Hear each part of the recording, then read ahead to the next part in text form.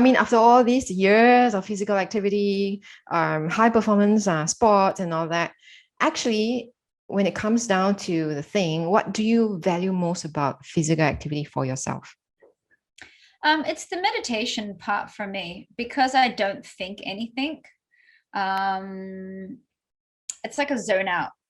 I never really understood before the term meditation. I was like, I'm not a meditator. I'm like, because I'm always doing high impact. I find yoga hard. I find sitting there, and I didn't understand until I went away to this thing called Chosen Experiences, and basically the person, she was a yin yoga teacher, and the way she sold it to me was amazing. She basically said that, see meditation as something as putting spaces in between your last thought and your next thought. It's not Right. about blanking out thoughts. It's about, because our brain is constantly firing, and the synapses and the connections and stuff, we're constantly thinking or having words to ourselves. So she would make us listen to the sounds, just completely quiet out in Bali. I could hear Mm-hmm. birds and birds or water running, and she like hone in on the noise. And the moment you have a thought about it, going like, "What's that?" That's it.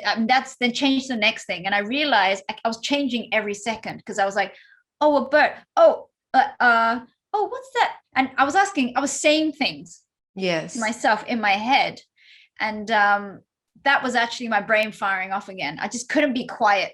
I had no space in between what I thought and that noise. So it's learning to have no thought and just quietening the space in between, just making it bigger. You know what I mean?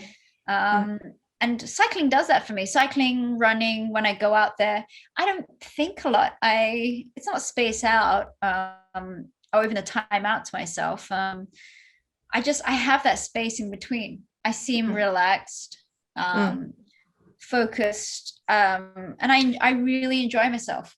Yeah, because then especially for cycling, be it on a mountain biking or on a race bike, I think because that level of focus needs to be there. Mm. I think there's really no space for you to consider other stuff or That's right. And, fire up and on other the things, mental right? health issues for me in connection. I mean, as humans, we're born to be outdoors. I mean, and I spend a considerable amount of time on technology. And I think Yeah. even during this period of time, during the COVID and such, we're all cooped up in a house. Maybe we only have like a couple of windows. We can't see greenery. I think for me, at least, I believe we need to be out there in nature. And there's something very healing. I never used to understand all this like hippie bullshit going grounding, and I'm like, well, come on guys, let's just get real here. Until Okay, but COVID, actually there is a science behind it. There is. It there just is. wasn't written to me in the way that I read it. Mm-hmm. Some people banging some stuff and throwing ocean flowers in the ocean didn't sell to me the way the image, that image, if you go type in like grounding, you're like, what does that mean? But actually there is science behind it, about having your feet going back in nature, breathing in Yes. air, seeing it. It's very therapeutic, and actually that's what I was doing. Mm. I was being back in nature again, which is very Yes. healing, and where as a human we should be. Yeah. And it's very convenient because while you are doing an activity that you like, you are immersed in that environment as well at the same time.